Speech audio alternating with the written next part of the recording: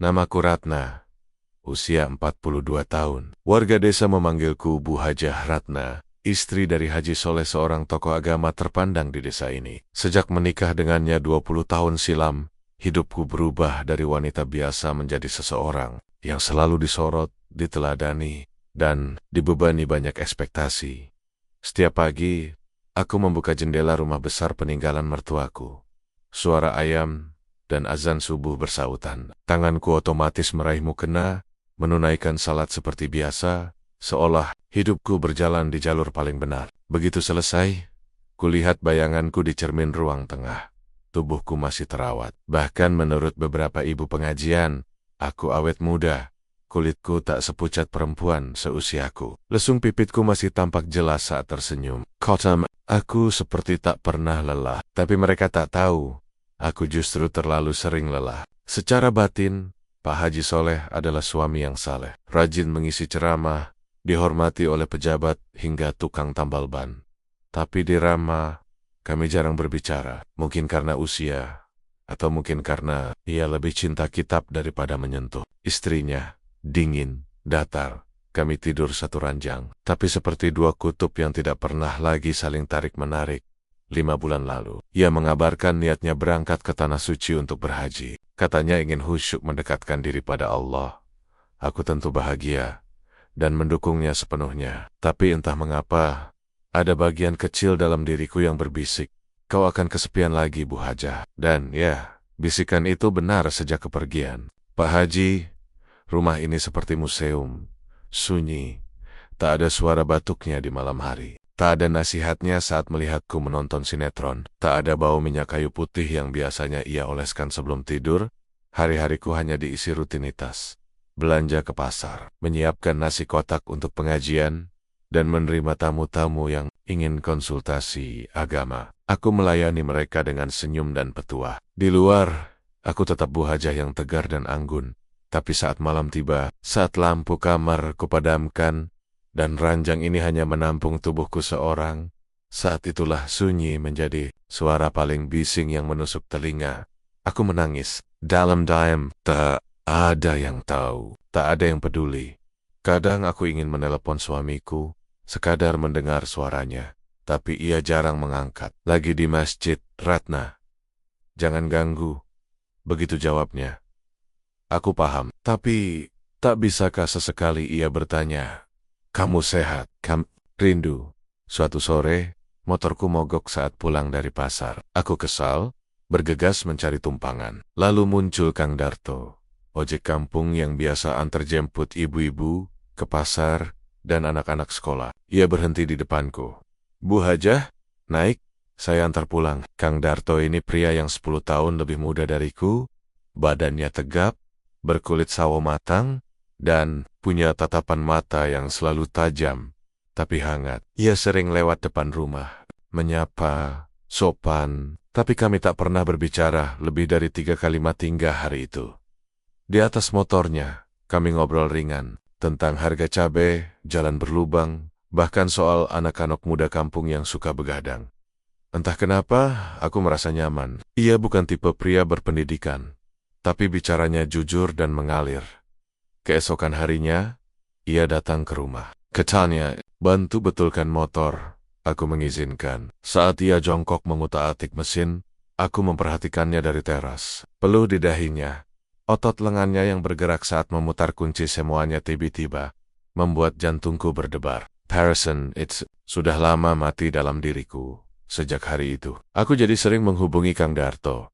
Kadang alasannya remeh, bisa antar aku beli beras, padahal aku masih punya stok. Atau motorku bunyinya aneh, padahal hanya karena rantainya kendor. Sedikit, tapi dari pertemuan-pertemuan itu, aku tahu aku butuh teman bicara. Dan Kang Darto mendengarkan. Ia tidak menghakimi. Ia tertawa saat aku mengeluh soal ibu-ibu pengajian yang suka iri. Ia bilang aku cantik, meski usiaku di atasnya. Bu Hajah, maaf kalau saya lancang. Tapi ibu itu nggak kayak emak-emak lain, elegan. Aku tertawa, tapi dalam hati, kenapa kalimat sederhana itu bisa membuatku bahagia? Apakah aku sedang jatuh cinta, atau hanya haus perhatian? Yang jelas, Malam-malamku tak lagi sepi. Kadang aku memikirkan Kang Darto sebelum tidur. Membayangkan ia ada di ruang tamu, menemaniku menonton TV. Membayangkan ia menggenggam tanganku. Membayangkan hal yang lebih jauh. Malam ini, aku duduk di musala rumah. Mukena masih terlipat di pangkuan. Air mata menetes. Aku mencoba salat istihara, berharap diberi petunjuk. Tapi hatiku kacau, Tuhan. Aku tahu ini salah. Tapi aku juga manusia. Aku hanya ingin dicintai. Apakah ini bentuk ujian? Atau balasan atas dosa-dosa yang mungkin tak kusadari? Apakah aku hanya istri yang gagal menjaga kesetiaan? Atau perempuan biasa yang terlalu lama diabaikan? Hujan turun sejak sore. Langit menggantung seperti mendendam. Gelap dan berat. Petir sesekali menggelegar, menyentak setiap dinding rumah yang sunyi ini. Aku duduk di ruang tamu sambil memeluk lutut, hanya ditemani suara detik jam dinding dan rintik hujan di atap seng. Rumah ini terlalu besar ketika ditinggal sendiri. Suamiku, Haji Soleh, masih berada di Tanah Suci. Sudah 20 hari sejak ia berangkat. Aku menghitung hari dengan gelisah. Bukan karena rindu mendalam, melainkan karena setiap malam, tanpanya terasa semakin mengguncang keheningan batinku. Malam ini lebih gelap dari biasanya. Listrik padam. Aku menyalakan lilin, tapi cahaya temaramnya hanya membuat suasana semakin muram. Tiba-tiba, dari dalam dada, muncul kegelisahan yang sulit dijelaskan. Entah karena takut, atau karena aku ingin merasa ditemani. Aku mengambil ponsel, membuka kontak yang akhir-akhir ini terlalu sering kupandangi diam-diam. Kang Darto? Lelaki itu, ojek kampung yang sederhana, berperawakan kekar dan berkulit sawo matang. Umurnya mungkin 10 tahun di bawahku. Siok, kali ia mengantarku pulang karena motor mogok. Kami jadi sering berhubungan. Awalnya hanya antar jemput ke pasar atau pengajian. Tapi perlahan, obrolan kami berkembang jadi lebih hangat, lebih pribadi. Tanpa berpikir panjang, ku ketik pesan. Mas, rumah saya gelap, listrik padam. Saya takut sendirian. Pesanku terkirim. Tak sampai 2 menit kemudian, ponselku berbunyi. Balasan darinya, saya ke sana sekarang, Bu. Dan benar saja, kurang dari 15 menit kemudian, suara motornya berhenti di depan rumah. Aku buru-buru membuka pintu. Hujan belum reda, dan ia berdiri di ambang pintu dengan jaket basah dan payung kecil di tangan. Wajahnya basah, tapi matanya hangat menatapku. Assalamualaikum, Bu Hajah. Mesduk, Mas, maaf merepotkan malam-malam begini. Nggak apa-apa, Bu. Saya khawatir Ibu sendirian. Aku menyilakannya masuk. Kami duduk di ruang tengah. Cahaya lilin membuat suasana sepi itu terasa aneh. Hening yang menggantung. Hening yang bukan karena canggung, tapi karena ada sesuatu yang belum dikatakan. Apa Ibu nggak takut tinggal sendiri? Rumah sebesar ini gelap pula, katanya sambil menatap ke sekeliling.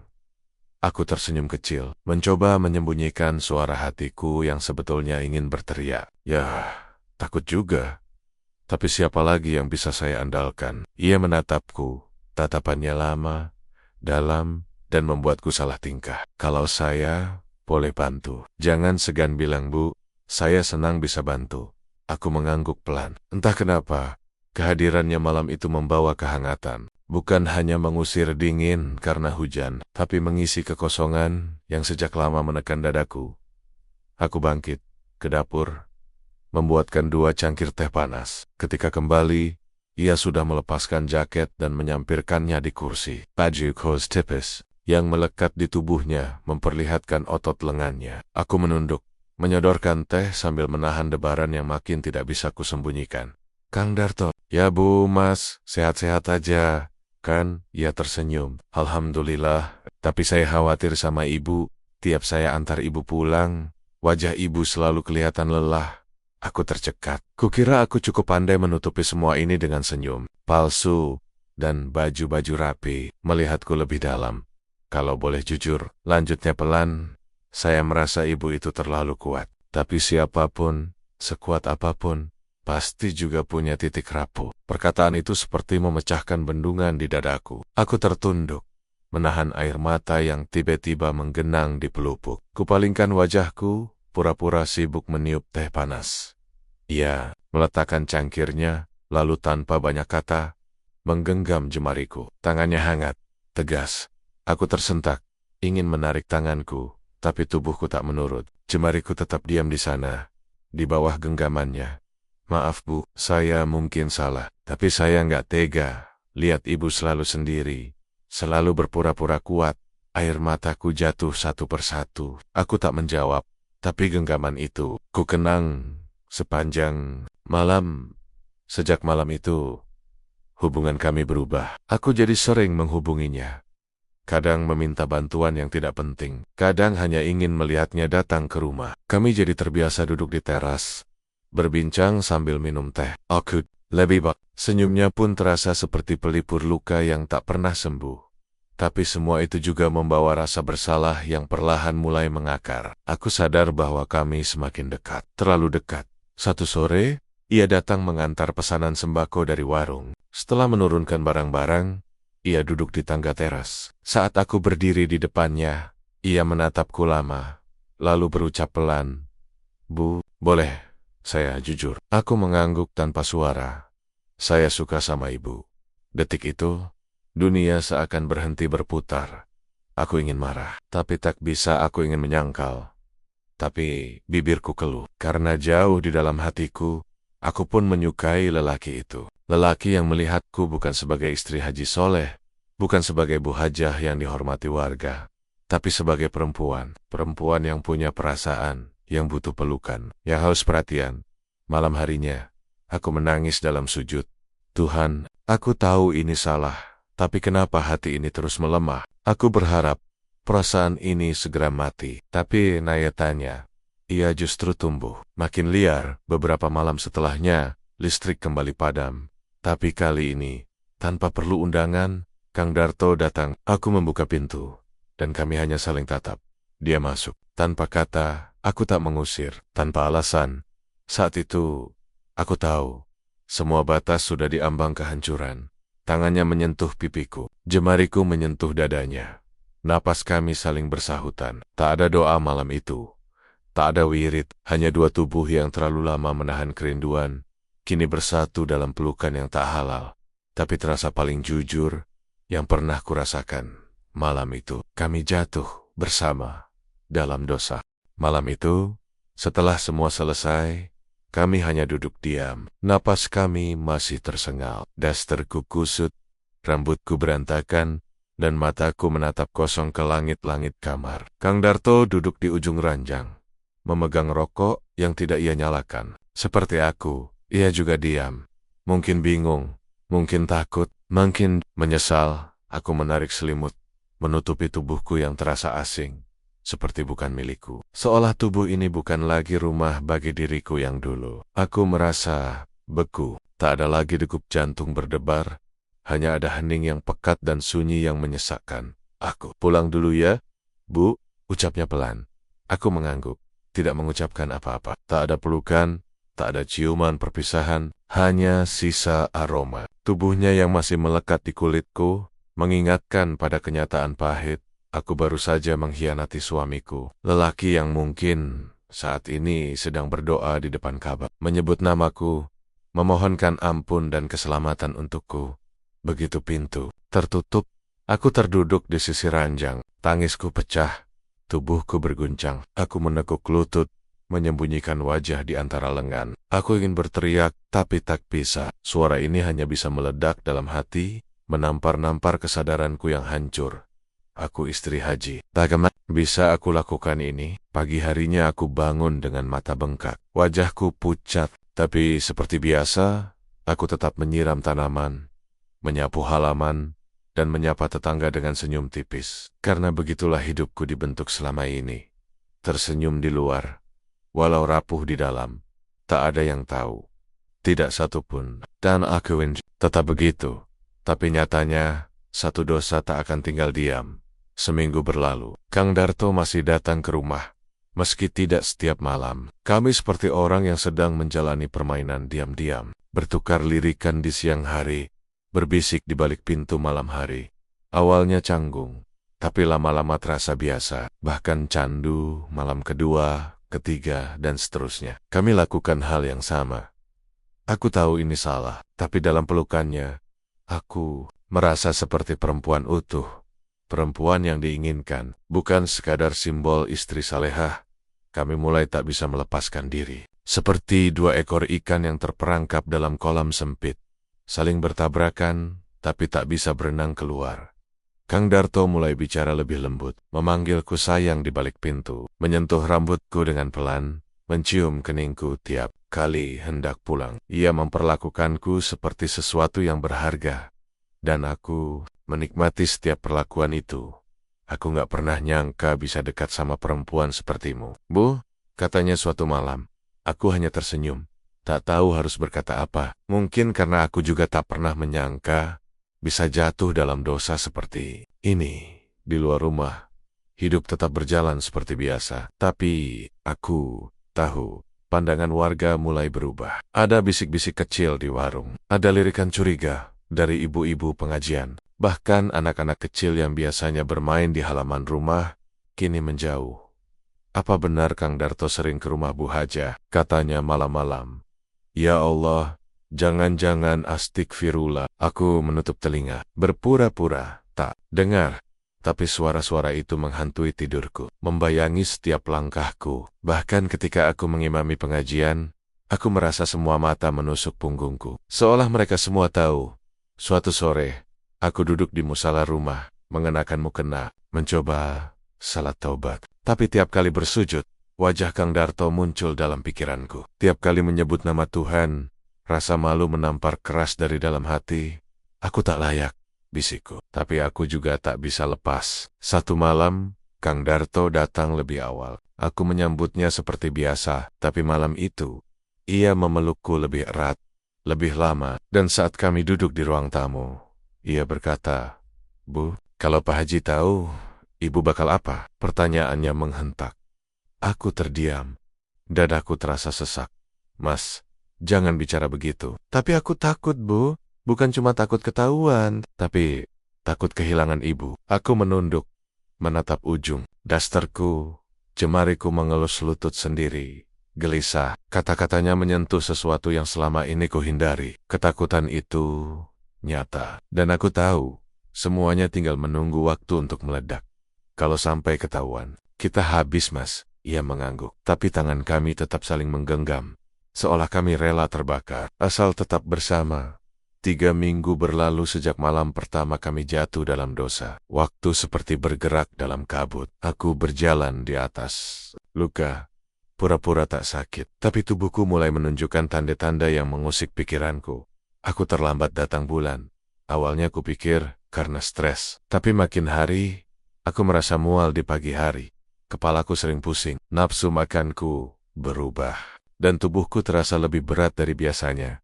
Aku mencoba menyangkal, tapi semakin aku menolak kenyataan itu, semakin kuat suara dalam diriku.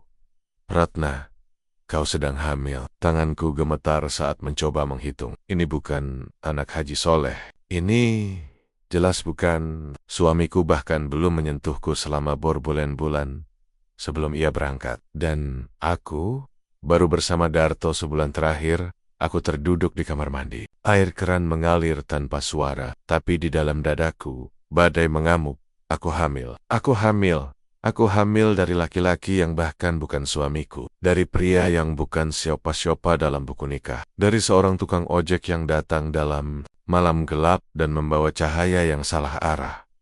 Malam itu, aku tidak tidur. Aku hanya berbaring, menatap langit-langit, menanti pagi. Dan ketika fajar datang, aku sadar sebesar apapun, aku berusaha menutupi semuanya. Satu saat, dosa ini akan bicara sendiri dari dalam tubuhku, lewat napas seorang anak yang tak pernah kuharapkan. Tapi kini, menjadi bayang-bayang paling nyata dari kebodohan dan kehancuran yang kutanam sendiri. Dan jalan pulang, mungkin sudah tertutup sepenuhnya. Malam itu udara terasa lebih dingin dari biasanya. Suara jangkrik di pekarangan belakang rumah bersautan, seolah ikut menyanyikan kegelisahan yang sudah beberapa hari ini menggumpal di dada. Aku duduk di ruang tamu, lampu remang, sendirian. Sejak kepergian Pak Haji ke Tanah Suci, rumah ini rasanya kosong. Bukan karena tak ada suara, tapi karena tak ada kehangatan. Setiap hari aku mencoba menjalani peranku, seperti biasa mengajar di majelis taklim, mengurus kegiatan ibu-ibu PKK, dan membantu anak-anak mengaji di sore hari. Tapi di balik itu semua, hatiku tak benar-benar tenang. Semakin hari, aku merasa asing dengan diriku sendiri. Aku yang dulu begitu teguh menjaga batas dan martabat, kini mulai sering terjebak dalam pikiran-pikiran yang tak seharusnya. Puncaknya malam itu, aku baru selesai mencuci piring ketika suara motor Kang Udin berhenti di depan rumah. Ia biasa mangkal tak jauh dari warung Ucu. Dan sejak Pak Haji pergi, dialah yang paling sering mengantar keperluan baik itu ke pasar, ke pengajian, atau kadang sekadar membelikan gas atau galon. Tapi kali ini, ia datang tanpa diminta. Bu, Hajah, maaf ganggu malam-malam. Tadi saya nganter Ibu RW. Sekalian mampir. Ada titipan dari Pak Haji lewat grup, katanya nanti kalau bisa dijagain halaman depan. Karena kemarin ada maling di blok sebelah, ucapnya sambil menunduk, sopan. Seperti biasa, aku menyuruhnya masuk. Entah kenapa, malam itu aku tak ingin sendiri. Dan Kang Udin pun bukan orang asing. Ia pernah ikut ronda bareng Pak Haji, dan sudah seperti keluarga sendiri. Tapi barangkali itu pula kesalahan pertamaku. Merasa terlalu nyaman. Kami duduk di ruang tamu, berbincang ringan. Lama-lama, pembicaraan melebar ke hal-hal yang lebih pribadi. Aku menceritakan tentang rasa sepi, tentang beratnya menjadi istri yang ditinggal begitu lama. Bahkan jika itu untuk ibadah, Kang Udin hanya mendengarkan, kadang menyela dengan canda ringan. Tapi pandangan matanya malam itu berbeda. Bukan biasanya, ada sorot simpati yang lama-lama berubah menjadi sesuatu yang lebih dalam. Aku sadar, tapi tak langsung menghindar. Bu Hajah kuat. Tapi kalau kapan-kapan butuh ngobrol aja, saya siap dengerin. Katanya lirih. Sebelum pamit, tapi itu bukan terakhir kalinya ia datang. Malam-malam berikutnya, Kang Udin makin sering mampir. Kadang hanya 5 menit, kadang lebih dari setengah jam. Ia membantu membenahi pagar yang mulai rusak, memeriksa pompa air yang bocor, bahkan sempat membantu memperbaiki lampu dapur. Dan aku mulai terbiasa, terlalu terbiasa. Hingga pada satu malam yang hujan turun lebat, dan aliran listrik padam, Kang Udin datang membawa senter. Ia duduk di dapur, menyalakan lilin, dan kami mengobrol seperti biasa. Tapi malam itu, aku tidak bisa menahan apa yang sudah lama terpendam. Rasa rindu, rasa ingin dimengerti, rasa yang selama ini kubendung sebagai seorang istri, sebagai seorang wanita, sebagai Bu Hajah yang dihormati banyak orang. Perbincangan kami semakin dekat, jarak di antara kami menyempit, dan tanpa aku sadari, batas itu perlahan hilang. Setelah malam itu, segalanya berubah. Setiap malam kami bertemu diam-diam. Kadang hanya duduk dan berbincang, kadang lebih dari itu. Aku tahu ini salah, apa yang aku langgar, tapi di sisi lain, aku merasa hidup kembali. Aku merasa dicintai, didengar, disentuh. Sesuatu yang sudah lama hilang dalam rumah tanggaku. Namun, kebahagiaan yang kami bangun dalam gelap mulai menuntut harga. Beberapa minggu terakhir, tubuhku sering lemas. Aku terlambat datang bulan. Awalnya aku mengira ini hanya efek stres. Tapi ketika aku memeriksakan diri ke bidan di kampung sebelah, dunia seolah runtuh. Ada kemungkinan ibu sedang hamil. Tapi untuk pastinya, lebih baik tes darah ke puskesmas. Aku menatap langit-langit kamar malam itu. Tak mampu berkata apapun. Ini bukan hanya tentang aib. Ini tentang hidupku, reputasiku, keluarga, dan masa depan. Bagaimana mungkin aku bisa menyembunyikan ini dari Pak Haji yang sebentar lagi pulang dari Tanah Suci? Aku ingin bicara pada Kang Udin, tapi ia pun mulai gelisah. Sejak aku beritahu soal keterlambatanku, ia makin jarang mampir. Mungkin ia takut, atau mungkin ia hanya laki-laki biasa yang tak siap bertanggung jawab atas apa yang telah terjadi. Dan aku hanya wanita yang kesepian. Tapi apa itu cukup menjadi alasan? Besok aku harus memutuskan, apakah aku akan tetap bertahan di balik senyum dan kebaya panjangku di hadapan warga, atau aku akan jujur, walau harus kehilangan segalanya. Sudah hampir 2 bulan sejak Pak Haji pergi ke Tanah Suci. 2 bulan yang bagi warga adalah perjalanan mulia, tapi bagiku adalah waktu yang mengoyak segalanya dari dalam. Aku tidak lagi merasa sebagai diriku yang dulu. Dan saat ini, rahasia yang kupikul semakin berat hari demi hari. Setiap bangun pagi, aku berdiri di depan cermin dengan satu pertanyaan yang selalu muncul di benak. Apa aku masih pantas menyebut diriku istri? Perutku mulai terasa berbeda. Terlihat dari luar, tapi aku tahu tubuh ini sedang menyembunyikan sesuatu yang tak bisa lama-lama kubohongi. Aku belum ke puskesmas. Belum juga berani memegang tespek. Aku bahkan belum bicara pada Kang Udin lagi. Setelah aku menyebut soal kemungkinan hamil, ia menjauh, diam, menghilang. Aku berjalan sendiri di rumah ini, mengatur napas setiap kali lewat cermin, takut melihat bayangan yang bukan lagi mencerminkan seorang Bu Hajah. Tapi waktu tak menunggu siapapun. Dan pada hari ke-56, sejak keberangkatannya, sebuah kabar datang dari Pak RW, Bu Hajah, Haji Soleh, insya Allah tiba besok sore. Rombongan haji minta dijemput di kecamatan. Warga akan sambut beliau dengan ari karoken seperti biasa. Dunia siap. Berhenti. Aku mengangguk sambil menahan napas. Iya, Pak RW. Insya Allah, saya siapkan semuanya. Tapi dalam hati, tubuhku gemetar. Aku tak siap, tidak untuk menyambut suami yang datang dengan doa-doa dan air zam-zam. Sementara aku menyambutnya dengan perut yang membawa benih dari lelaki lain. Malam itu, aku duduk di musala rumah, seperti biasa. Tapi malam ini berbeda. Aku menangis dalam sujud paling lama yang pernah kulakukan dalam hidupku, ya Allah. Jika aku memang harus dihukum, hukumlah aku. Tapi jangan ambil wajah Pak Haji yang selalu percaya padaku.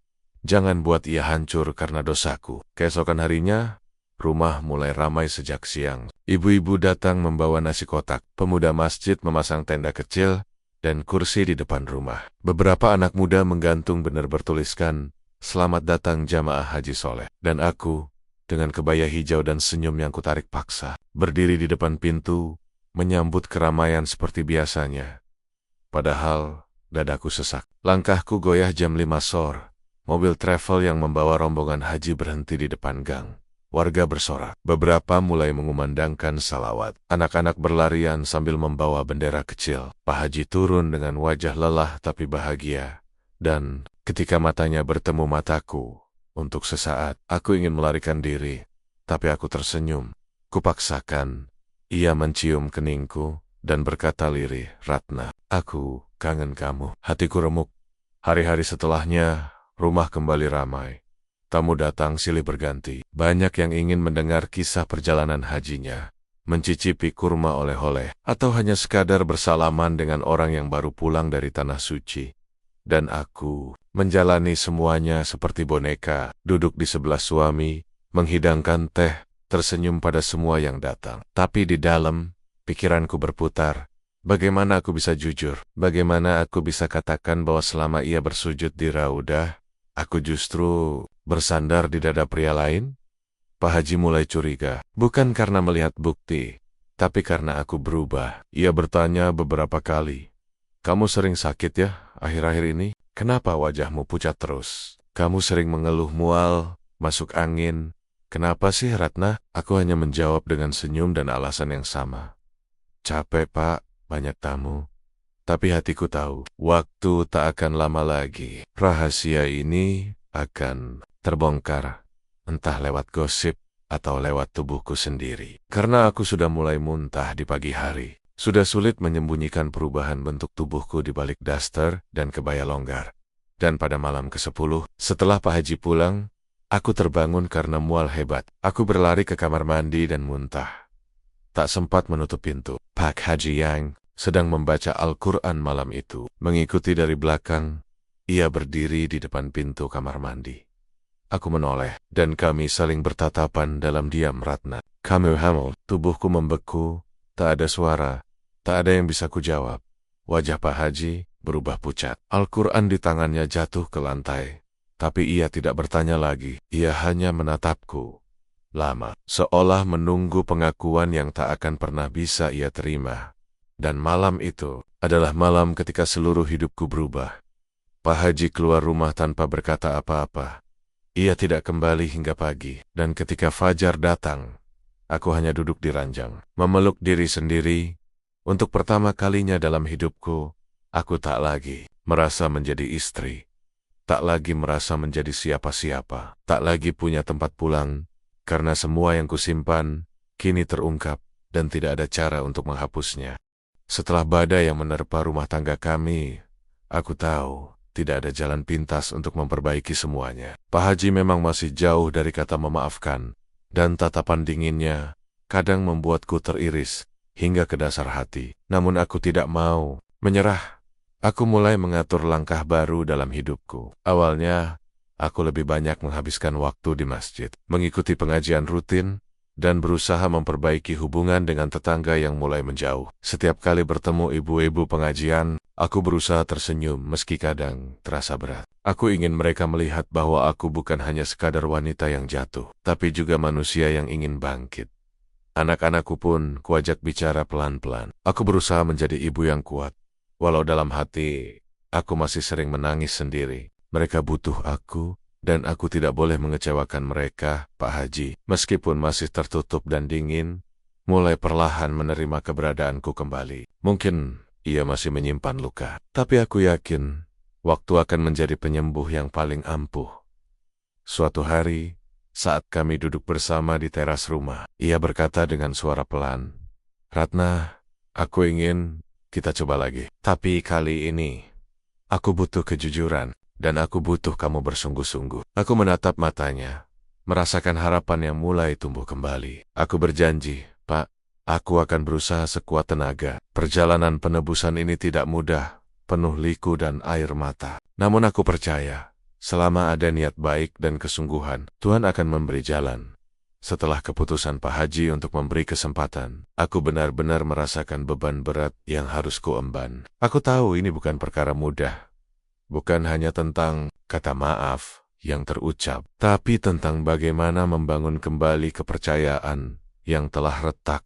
Setiap pagi aku bangun dengan tekad untuk menjadi istri yang lebih baik. Aku memperbaiki segala hal kecil di rumah, memperhatikan kebutuhan suami dan anak-anak, serta berusaha hadir secara emosional untuk mereka. Aku mulai aktif membantu kegiatan di masjid dan menjalin kembali hubungan baik dengan para tetangga yang dulu mulai menjauh. Pak Haji pun perlahan-lahan mulai membuka hatinya. Ia tak lagi dingin seperti dulu, meski kadang masih ada jarak yang terasa. Kami belajar bicara jujur tanpa saling menyalahkan. Malam-malam kami isi dengan doa bersama, membaca Al-Quran, dan merenungkan hidup yang penuh ujian ini. Anak-anak mulai tersenyum kembali, dan rumah kami yang dulu sunyi mulai dipenuhi tawa kecil mereka. Aku tahu perjalanan ini masih panjang, tapi aku yakin setiap langkah kecil ini adalah awal dari kehidupan baru yang lebih baik. Di balik segala luka, aku belajar arti kesabaran, pengampunan, dan cinta yang tulus. Aku bersyukur diberi kesempatan untuk memperbaiki diri dan menjaga keluargaku. Waktu terus berjalan, membawa kami melewati hari-hari yang penuh perjuangan dan pelajaran. Rumah yang dulu pernah diliputi keretakan kini mulai terasa hangat kembali. Pak Haji dan aku belajar memahami satu sama lain, bukan hanya sebagai suami istri, tapi juga sebagai sahabat yang saling menopang. Meski bayang-bayang masa lalu kadang datang menghantui, kami memilih untuk melangkah maju, berusaha memaafkan dan memperbaiki. Aku semakin mendekatkan diri pada agama dan memperbaiki sikap agar menjadi wanita yang lebih baik. Bukan hanya untuk suamiku, tapi juga untuk keluargaku dan lingkungan sekitar. Warga pun mulai melunak. Perlahan-lahan, mereka menerima kehadiranku kembali sebagai Bu Hajah yang pernah mereka hormati. Aku berjanji akan terus menjaga nama baik keluarga dan memperbaiki kesalahan yang pernah terjadi.